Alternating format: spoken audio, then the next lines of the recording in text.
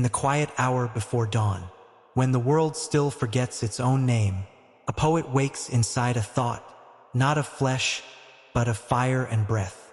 The dream begins without doors, without permission from time. It arrives like a whisper that knows your childhood secrets. In this dream, words are birds, restless on the ribs of silence, each feather dipped in meaning, each flight a sentence unfinished. The poet walks through valleys of ink, where verses flow like rivers, sometimes gentle as a lullaby, sometimes fierce as unshed tears.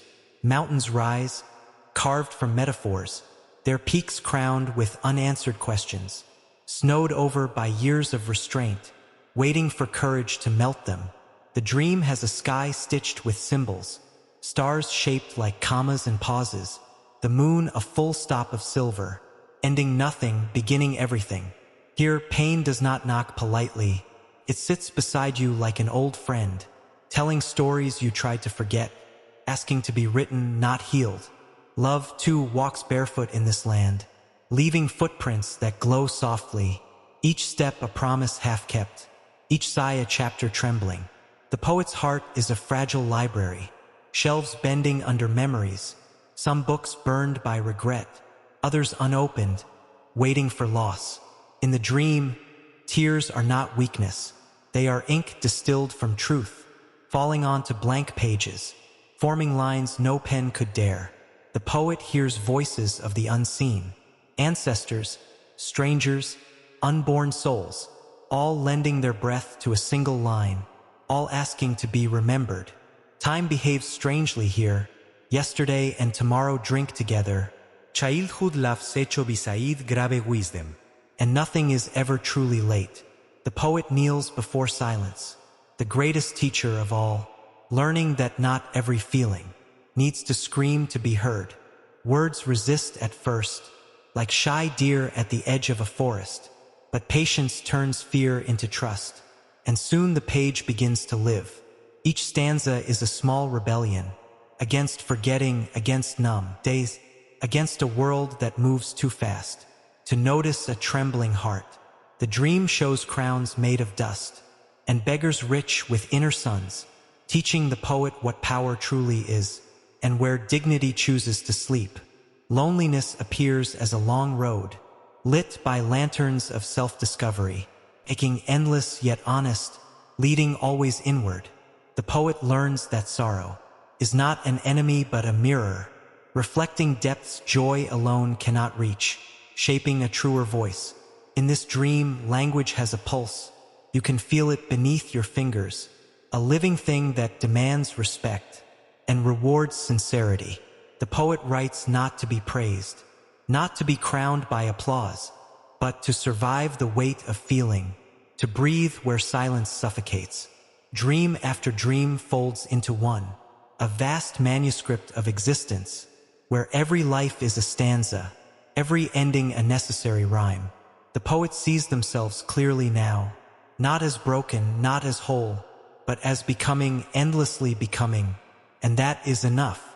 When morning approaches the edges of the dream, light tapping gently on the eyelids, the poet holds one final truth close, that dreams are seeds, not escapes. They wake with a heart still burning, fingers aching for the page, carrying the dream like a sacred wound, like a blessing that refuses to fade. The dream does not end with waking, it merely changes its clothes, slips into daylight unnoticed, hiding between ordinary hours.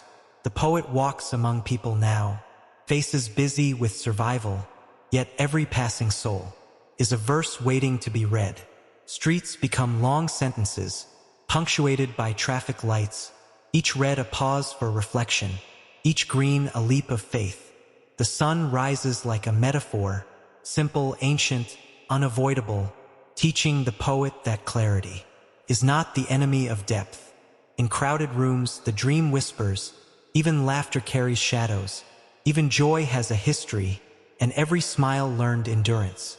The poet notices small things more, a cracked cup still holding warmth, a child speaking to the wind, a leaf refusing to fall quietly. These are not accidents. The dream insists, They are syllables of existence, spelling truths too humble for headlines.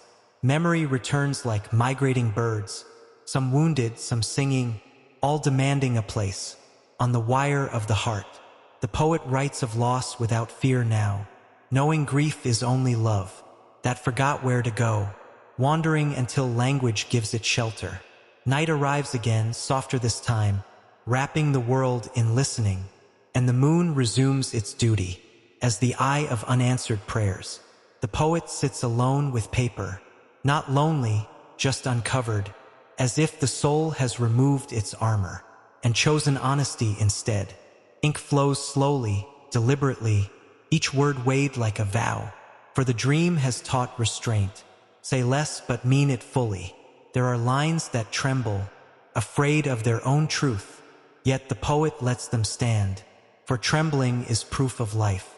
The dream speaks of failure gently, as a teacher, not a judge, reminding that unfinished poems are still acts of courage. Sometimes the poet doubts, staring at the blank page, as if it were an ocean, too wide for one small voice. But the dream answers firmly, the sea is made of drops, and even a whisper can teach waves how to move. Hours pass unnoticed, time loosens its grip, and the poet writes as if saving something fragile from fire. Outside, the world continues its noise, arguments, ambitions, applause, yet inside, a quieter revolution grows, built entirely of truth. The dream reveals its final secret slowly, that poetry is not escape. It is engagement at its deepest, a handshake with reality's soul. The poet understands now. To write is to witness, to refuse erasure, to say I was here and I felt. When sleep returns once more, the dream smiles without words, knowing it no longer needs to chase. It has already taken root, and somewhere between heartbeat and breath, a new line begins to form, soft, persistent, eternal, carrying the dream forward again. The dream deepens, not darker, but wider, like a horizon learning new names, and the poet steps further inside it, unafraid of how vast it has become. Dawn and dusk sit side by side now, sharing the same cup of silence, proving that opposites are only different verses of the same truth. The poet begins to hear the pulse of cities, not as noise but as layered music, each footstep a drumbeat of survival, each sigh a minor chord of longing. Walls speak in this dream, cracked with histories and fingerprints, telling stories of hands that leaned there, waiting for courage or forgiveness. The poet writes of hunger, not only of the body, but the quiet starvation of meaning, that no bread alone can heal. There are nights when words resist again, curling into knots of doubt, and the poet learns patience anew, sitting with silence as with rain. For silence, too, has a vocabulary, made of pauses and unsaid truths, and listening becomes another form of writing with the heart. The dream introduces forgotten selves, versions buried under expectation, each one holding a fragment of fire, each asking to be named. Childhood returns without warning, dusty knees, fearless laughter, a time when dreams had no weight, only wings and directionless hope. The poet mourns that innocence briefly, then smiles, understanding at last. It was not lost, only transformed into something capable of depth. In this dream, pain matures into wisdom, like grapes becoming wine, no longer sharp with shock, but warm with meaning. The poet writes of love unromantically, honestly, with its fractures intact, because real love is not flawless. It is faithful to effort. Every heartbreak becomes a teacher, every goodbye a punctuation mark, teaching the poem where to pause and when to let go. The dream shows mirrors that do not flatter, but they do not lie either, and the poet learns to stand there, without apology or disguise. Morning returns again, as it always does, and the poet greets it not with hope alone, but with responsibility. To write is now a duty, not imposed but chosen, a quiet vow to translate existence. into something that can be shared. The poet understands the risk fully now, to be misunderstood, to be ignored, to be seen too clearly. Yet the dream insists, truth is worth the cost, and even unread poems reshape the one who writes them. So the poet continues, day after day, night after night, adding lines like footsteps across an endless inner land. The dream no longer feels distant. It walks beside the poet openly, a companion made of breath and belief, needing no sleep. And still the poem grows, not toward an ending, but toward understanding. Line by line, life by life, the dream whispers again, softly but firmly. There is no final verse, only continuation, only courage to keep writing. And so the poet does, and will, and must. The dream stretches further than endurance, yet never farther than the heart can reach, and the poet follows without asking how long the road intends to be. There are seasons inside the dream now, not measured by months or calendars, but by wounds healed and truths finally spoken. Spring arrives as forgiveness, soft and hesitant, green shoots breaking through old bitterness, promising life without guarantees. Summer burns with intensity, days heavy with feeling, nights restless with questions that refuse easy answers. The poet sweats meaning onto the page, learning that passion must be disciplined, or it will scorch the very words it was meant to warm. Autumn enters quietly, teaching the grace of letting go, showing the poet how beauty can exist in release. Leaves fall like outdated beliefs, each one once necessary, each one now ready to return to the soil of thought. Winter follows without cruelty, only honesty, stripping everything to essentials, revealing what survives cold truth. The poet writes with bare hands now, no ornament, no disguise, just bone, breath, and belief pressed against the page. In the dream, failure revisits, but it no longer frightens. It bows like an old rival, finally understood. The poet learns that not every line must be beautiful, some must be accurate, and accuracy is its own grace. Faces appear again, lovers lost to timing, friends swallowed by distance, strangers who changed everything briefly. Each face becomes a verse, each memory a footnote of the soul, and the poem swells with borrowed lives. The dream teaches restraint in pain. Do not exaggerate sorrow. Truth is heavy enough, without added weight. Likewise, joy is written carefully, without shouting, for genuine happiness does not need decoration. The poet notices how language matures, how early metaphors soften, how excess gives way to clarity, like youth growing into wisdom. There are moments of doubt still, silent, sharp, persistent, when the poet wonders if any of this matters. The dream answers without comfort. Meaning is not guaranteed. It is created, line by honest line. So the poet continues, even on days when faith is thin, even when the page feels indifferent, even when the world seems deaf, because the dream has revealed the final discipline of poetry, to write without needing reward, to speak even when unheard. The poet becomes smaller and larger at once. Ego dissolving, Purpose expanding, self turning into service.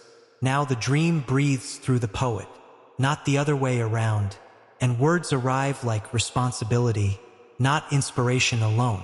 The poem becomes a place of shelter, for the writer first, then for anyone else who recognizes themselves inside.